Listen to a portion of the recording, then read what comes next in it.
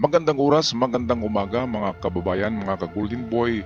Merong hindi magandang balita. Nakakalungkot na balita ito. Kagabi lang nangyari ay pumanaw ang Santo Papa, si Pope Francis, dahil sa sakit. At sino nga ba ang halili ang papalit sa kanya? Well, merong magandang balita kasi isa sa mga Pilipinong kardinal ay tinitingnan na pwedeng pampalit sa namayapa at pumanaw na Santo Papa. Narito ang ulat hatid sa atin ng ating kaibigang Pinoy Mystery Channel. Nagulat ang sambayanan sa kalalabas lang na balita na namayapa na si Pope Francis nitong Lunes, bandang alas 7:30 ng umaga. Ayon kay Cardinal Kevin Farrell, malungkot na pinahayag ng buong pamilya ng Vatican na ang buhay ni Pope Francis ay inalay niya sa paglilingkod sa Panginoon at sa simbahan. Tinuruan niya ang taong bayan na isabuhay ang mga aral ng Ebanghelyo, ng katapatan, ng buong tapang at pagmamahal sa lahat ng tao, lalo na sa mga naghihirap at sa mga naaapi.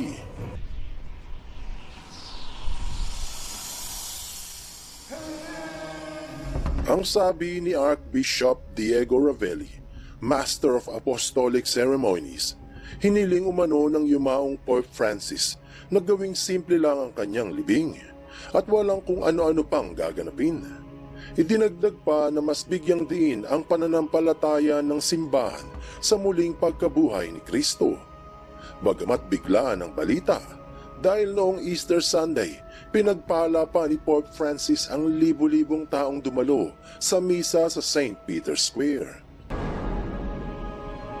Subalit marami ang nagtatanong kung bakit ganito ang tinahinatnan ng minamahal na Pope Francis. Kung meron ba daw itong sakit o biglaan ang karamdaman. Subalit ang hindi alam ng marami ay mula pa noon ay hindi na tinantana ng mga sakit ang Papa. Taong 1957 pa ito nagsimula.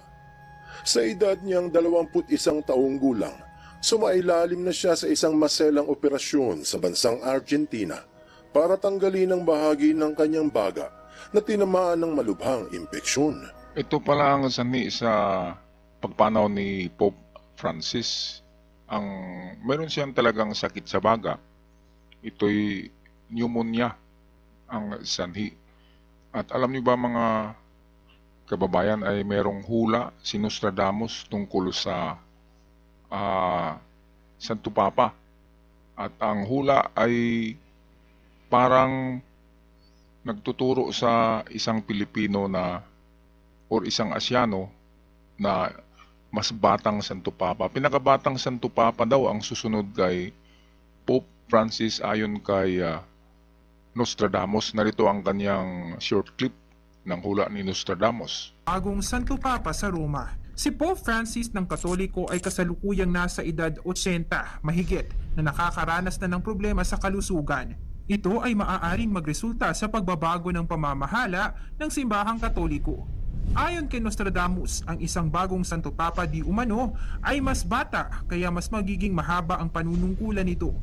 Mula noon, ang binatilyo ay madalas nang tinatamaan ng mga sakit sa baga. Kahit pa sa mga taong ito ay nasa kumbento. Maingat na si Jorge Mario Bergoglio dahil sa kanyang kalagayan. Ilang simbahan ang pinaglingkuran ng lalaki at daang-daang mga pari ang naging kaibigan nito. Hanggang maabot nito ang paglilingkod sa Vatican at nang maging papa ito ng simbahang Katoliko. Nang nagkaedad si Pope Francis, madali na siyang dapuan ng sakit sa baga dahil sa pleurisy. Ang pleurisy ay yung palagi ang pamamaga ng manipis na parang balat na nakabalot sa baga natin. Kapag ito ay namaga, nagkakaroon ng impeksyon kung hindi maaabatan ng gamot.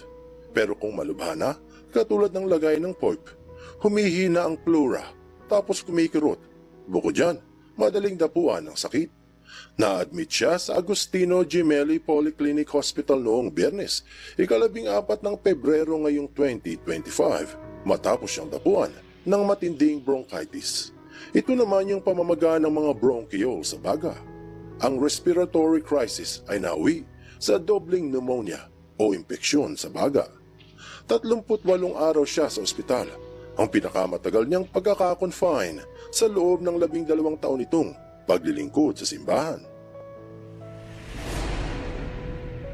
Ika-18 ng Pebrero, lumala ang lagay ni Pope Francis sa ospital. Ikinabahala ng mga naglilingkod sa Vatican ang nakitang biglaang pagbabago sa kanyang itsura, na tila mas tumamlay ang kalagayan. Sa mga sumunod na araw ay walang tigil na sinuri ng mga doktor doon at na-diagnose na may bilateral pneumonia. Pagkalipas ng higit sa 1 buwan, nagbalik siya sa kanyang tirahan sa Vatican, sa Casa Santa Marta, at doon ay pinagpatuloy ang kanyang pagpapahinga. Pero dahil malubha ang kalagayan nito, bukod pa sa kanyang edad, nahihirapan itong lampasan ng pagsubok na dulot ng sakit sa baga. Ayan ay talagang meron na kasi siyang edad.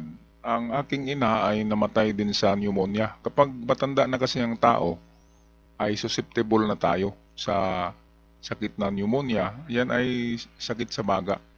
Kapag tumatanda, halos lahat ay pneumonia talaga ang ikakamatay ng mga umaabot ng ganyang edad.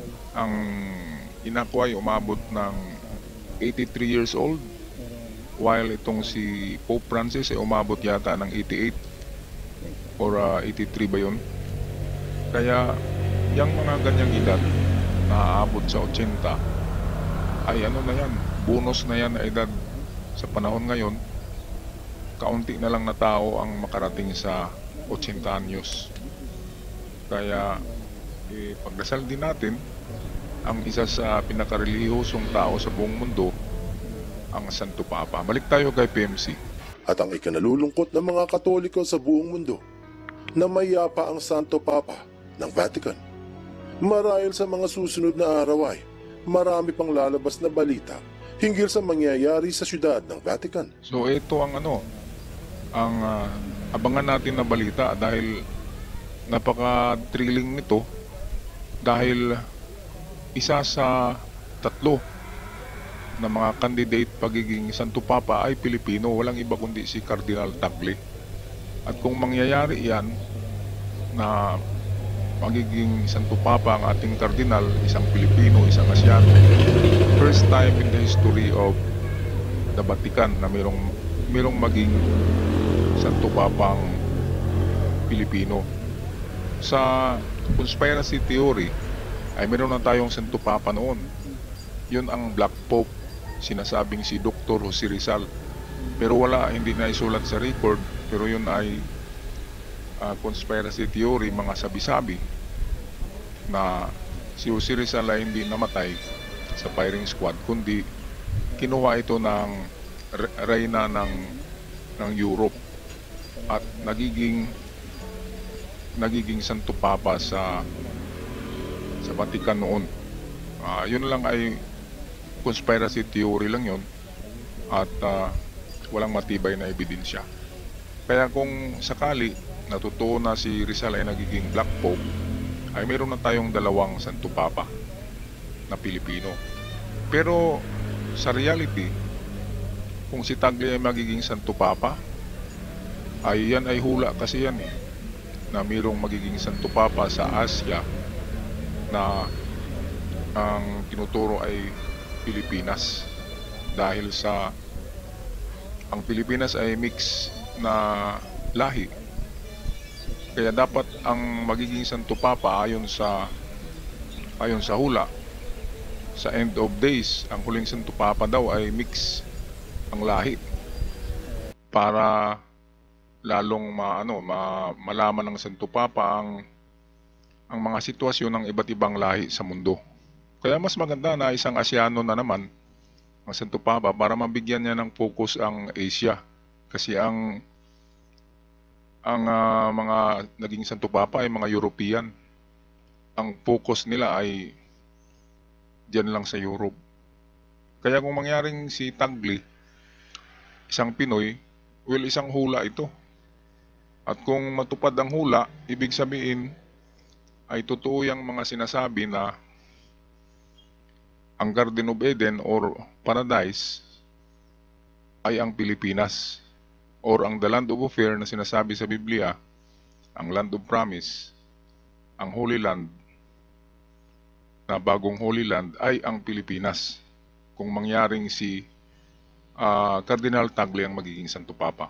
Well, narito ang isang balita galing sa isang istasyon sa labas ng nagsasabi ng mga kandidato para sa magiging halili or susunod na Santo Papa. Atin panoorin. The conclave is a stunning spectacle watched by Catholics around the world that will ultimately decide the new leader of the Church. But already there have been some cardinals who are clear frontrunners. Cardinal Pietro Parolin is considered by many the most likely to be elected. He's been the Vatican's Secretary of State since 2013, a close papal confidant. Cardinal Peter Erdo represents the more orthodox side of the Church and is president of the European Bishops' Conference. The 72-year-old, born in Hungary, has strong conservative views on issues like remarriage and divorce. He's been critical of gay marriage and European nations for taking in refugees, likening it to human trafficking. Pope Francis His progressive views has expressed support for dialogue with the LGBTQI+ community. The 69-year-old has participated in global peace missions in recent years, meeting with Ukraine's President Zelensky and former US President Joe Biden. Morning to all of you. Ito na mga kababayan, si Cardinal Tagle. Ayon sa hula ni Nostradamus na ang papalit sa kay Pope Francis ay isang mas bata at pinakabatang Santo Papa. Kaya sino nga ba sa apat na ito na pinagpilian o pipilian, bukas lalabas na to kung sino magiging Santo Papa. At kung mapili si Cardinal Tagle ay panalo ang Pilipinas. Panalo tayo kasi hindi na tayo maliliitin ng mga European ang tingin sa atin kapag Pilipino ang magiging isang Santo Papa ay tataas ang ating lahi ay parang titingilain na. Hindi na yung nilulook down tayo ng Europe, ng West. Kasi world leader kapag naging Santo Papa ang Pilipino, napakaano yan. Panalo ang lahi ng Pilipino. Kaya ito, mapakinggan natin si Cardinal Tagle. Ito ay matagal na to na video, nasa isang taon na ito na kanilang hinuhulaan ang papalit kay Pope Francis kung sakaling pumanaw. Luis Antonio Tagle is also considered a strong chance. He's 67 years old and was born in Manila, only the 7th Filipino to become a cardinal. He would be the first Asian pope. The gift of his presence and love for us will be our gift to people. Typically left-leaning, he has in the past criticised the Church's attitude towards gay people, unwed mothers and divorced and remarried Catholics. When pessimism takes over, we see only darkness, failures, problems, things to complain about. Whoever is chosen, one thing is already certain. A new chapter in the rich history of the Catholic Church is about to be written. Ayan, so new chapter of the rich history of the Catholic Church is about to happen, mga kababayan. Mayroong may sulat ngayon na history dahil kung totoo nga na si Cardinal Tagle ang susunod na Santo Papa, hindi waging-wagi ang Pilipinas, mga kababayan. So ako'y magpaalam na, ipagdasal na lang natin si Pope Francis at sana ay magkatotoo ang hula. Hanggang sa muli, ako'y magpaalam na sa mga bago pa lamang sa channel. Huwag niyong kalimutan mag-subscribe. Maraming salamat.